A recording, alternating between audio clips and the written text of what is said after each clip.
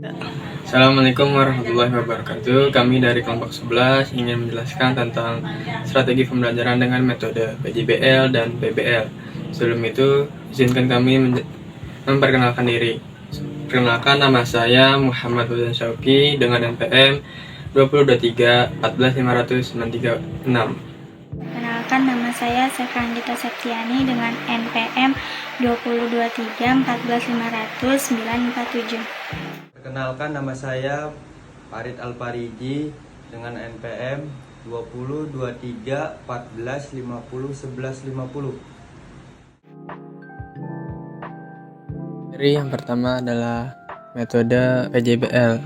Metode PJBL atau Project Based Learning adalah model pembelajaran yang menjadi peserta didik sebagai subjek atau pusat pembelajaran. Menitik beratkan proses belajar yang memiliki hasil berupa produk, artinya peserta didik diberi kebebasan untuk menentukan aktivitas belajarnya sendiri, mengerjakan proyek pembelajaran secara kolaboratif, sampai diperoleh hasil berupa suatu produk. Pengertian PJBL menurut para ahli, menurut Goodman dan Stivers, yaitu pendekatan pengajaran yang dibangun di atas kegiatan pembelajaran dan tugas nyata yang memberikan tantangan bagi peserta didik yang terkait dengan kehidupan sehari-hari untuk dipecahkan secara berkelompok. Dan menurut Madewena, yaitu model pembelajaran yang memberikan kesempatan kepada pendidik untuk mengelola pembelajaran di kelas dengan melibatkan kerja proyek. Kelemahan PJBL. Yang pertama, membutuhkan peralatan yang lebih kompleks sehingga dibutuhkan tim stretching. Yang kedua, waktu yang dibutuhkan lebih lama sehingga guru harus bisa mengondisikan agar kelas tetap kondusif. Yang ketiga, proyek akan terlibat jika peserta didiknya pasif dan kesulitan dalam mengumpulkan data. Kelebihan PJBL. Yang pertama, bisa meningkatkan ketekunan peserta didik saat pembelajaran. Yang kedua, keterampilan peserta didik dalam mengelola suatu proyek semakin terasa. Yang ketiga, meningkatkan keterampilan komunikasi peserta didik. Berikut adalah contoh metode Project Based Learning atau PJBL. Suasana kelas yang kondusif dengan menanyakan kabar dan mengecek kehadiran murid. Yang akan kita pelajari hari ini adalah ketika kalian nanti berkelompok, kalian akan menyusun sebuah proyek yang kemudian nanti kalian bisa mengidentifikasi bangun datar gabungan. Guru melakukan asesmen diagnostik kognitif pada murid untuk selanjutnya dilakukan pemetaan berdasarkan tingkat pemahaman materi ajar terkait luas bangun datar gabungan. Dari hasil asesmen diagnostik kognitif yang sudah dilakukan, terdapat 7 murid yang cakap dan mahir, 24 murid di tahap berkembang, dan 6 murid yang masih membutuhkan pendampingan khusus. Selanjutnya, murid-murid dikelompokkan menjadi 3 kategori berdasarkan pemetaan awal tingkat pemahaman murid. 1 kelompok untuk kategori cakap dan mahir, 4 kelompok untuk kategori berkembang, dan 1 kelompok untuk kategori pendampingan khusus. Pada pembelajaran kali ini menggunakan model pembelajaran Project Based Learning. Pada tahap awal sintak model pembelajaran PJBL, tiap kelompok diberikan pertanyaan mendasar terkait materi yang akan dipelajari. Setiap kelompok diberikan LKPD yang berbeda. Kelompok A mendapatkan LKPD yang berisikan gambar gabungan bangun datar dengan bantuan kertas berpetak. Menurutku ini persegi, panjang dan segitiga. Ya, betul lah ya, kita hitung luasnya. Silakan ya kalian coba itu menggunakan bantuan kertas berpetak yang ada di sini. Pak, 1 persegi panjang, 2 segitiga. Menurutmu gimana? Ya, mari kita hitung luasnya. Oke, kalian coba hitung untuk kelompok B, hitung pakai penggaris ya. Ya, Pak. Menurut kalian bagaimana cara menghitung luas ini? Menurut saya, persegi ini ditambah segitiga yang ini, setelah itu dikurang dengan segitiga yang ini. Di tahap selanjutnya adalah mendesain perencanaan produk. Setiap kelompok mendapatkan bahan yang digunakan untuk mendesain produk yang akan dibuat. Pada tahap menyusun jadwal pembuatan, setiap kelompok berdiskusi untuk menyusun jadwal penyelesaian proyek sesuai dengan batas waktu yang sudah disepakati bersama. Selanjutnya, pada tahap memonitor keaktifan dan perkembangan proyek, setiap kelompok mulai mengeksekusi pembuatan proyek yang direncanakan, karya visual berupa gabungan bangun datar. Kemudian, siswa berdiskusi terkait masalah yang muncul selama penyusunan proyek. Pada saat ini, guru melakukan pendampingan. Pada tahap berikutnya, setiap kelompok akan melakukan uji kelayakan atau koreksi sebelum memaparkan hasilnya pada kelompok lain. Pada tahap akhir, di bagian evaluasi pengalaman belajar, setiap kelompok memaparkan karya atau proyek yang sudah dibuat. Kelompok lain memberikan tanggapan. Bangun ini terdiri dari 5 bangun datar. Yang pertama ada 1 segitiga, yang kedua ada 1 persegi panjang, yang ketiga ada 1 lagi persegi tiga, dan yang keempat dan kelima ada 2 persegi tiga. Pada saat ini, bersama guru, setiap kelompok menyimpulkan hasil proyek yang sudah dibuat. Sebelum pembelajaran diakhiri, guru memberi penguatan materi dan juga memberikan apresiasi terhadap hasil kerja murid agar mereka terus termotivasi untuk meningkatkan semangat belajarnya. Problem Based Learning atau PBL adalah suatu pembelajaran dengan menggunakan metode untuk memperkenalkan peserta didik terhadap suatu kasus yang memiliki keterkaitan dengan materi yang dibahas. Dalam metode PBL ini, siswa belajar memecahkan masalah konseptual yang realistis.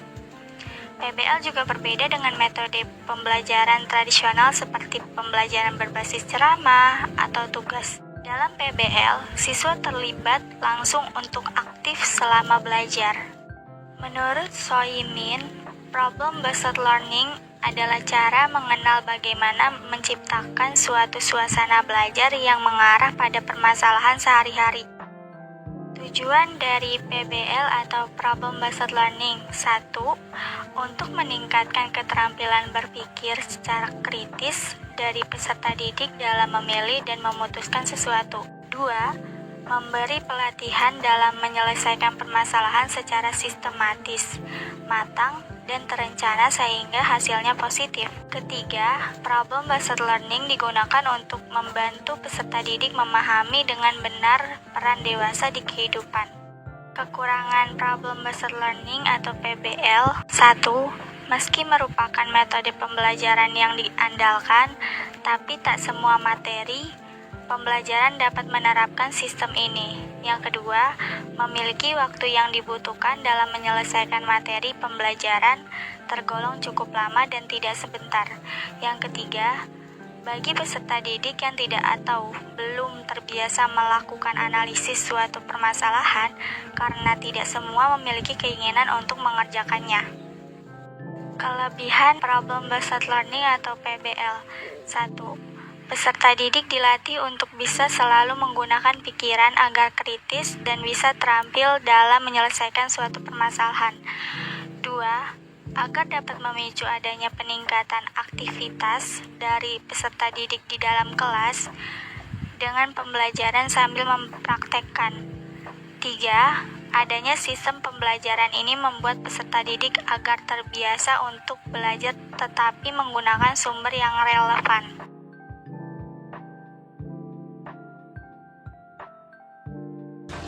Sebagai bentuk rasa syukur kita, Pak Guru minta kesediaan Erwis mungkin untuk memimpin kita dalam doa pada awal pembelajaran kita hari ini. Pak Guru melanjutkan pada pembelajaran kita pada hari ini. Pak Guru minta anak-anak sekalian coba melihat sekeliling kalian. Mungkin ada sampah ataupun meja, kursi yang belum terurus dengan rapi. Silakan rapikan. Hari ini Pak Guru minta kita berdiri dan kita bernyanyi bersama-sama. Silakan berdiri. Semangat lagi kita teman-teman. Bisa? Bisa.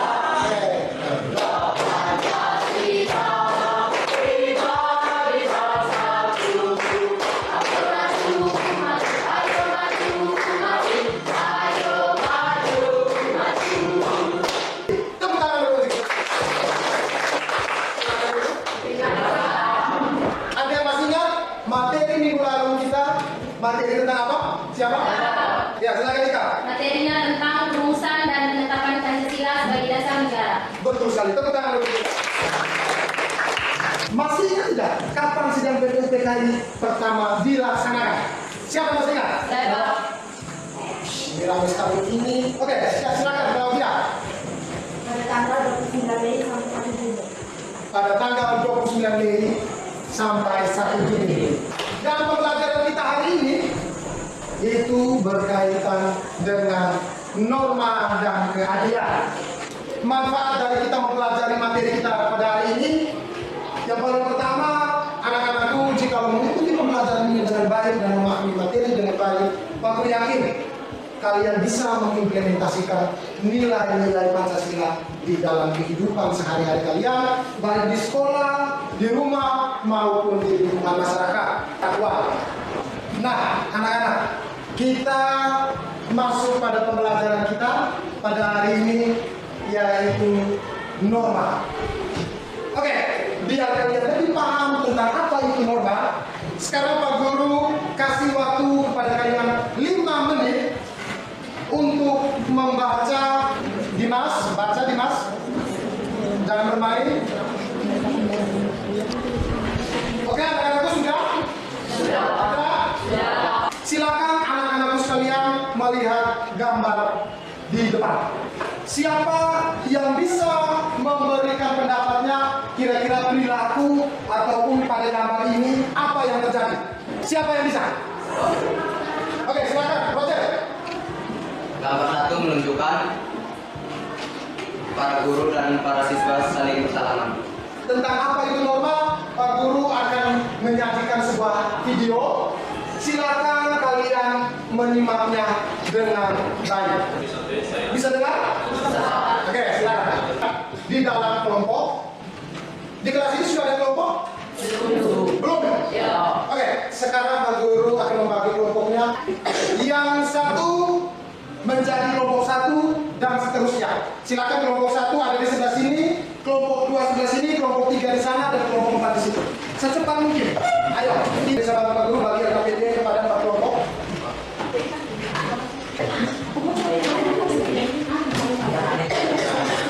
LKPD sudah ada di kelompok masing-masing ya? Sudah. Di LKPD tersebut sudah ada beberapa gambar yang tugas kalian adalah menganalisis.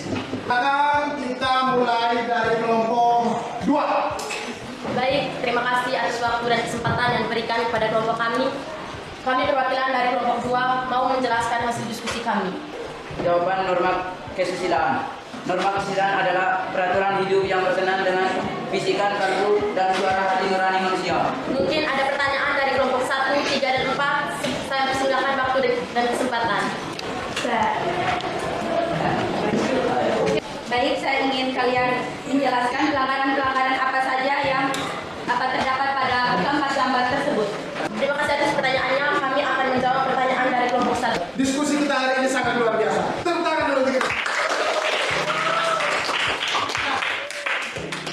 Pak Guru harap apa yang kalian kerjakan tadi setelah mendapat perbaikan dari teman-teman. Dari teman-teman kalian tadi ada pertanyaan, ada kritik, silakan kalian tulis di LKPD sambil mendengar penjelasan yang Pak Guru berikan di sini. Dengar ke sini, mohon perhatikan di sini. Yang LKPD tadi sudah diperbaiki? Sudah. Oke, silakan kumpul. Yang lain silakan kembali ke tempatnya masing-masing. Selesaikan soalnya, Pak. Pulang pelajaran kita hari ini, berangkat dari sekolah hari ini setelah mempelajari norma, sampai di rumah kita harus bisa menangani norma yang berlaku baik di dalam keluarga maupun di luar masyarakat. Perlu kalian ketahui ada berapa norma? Norma.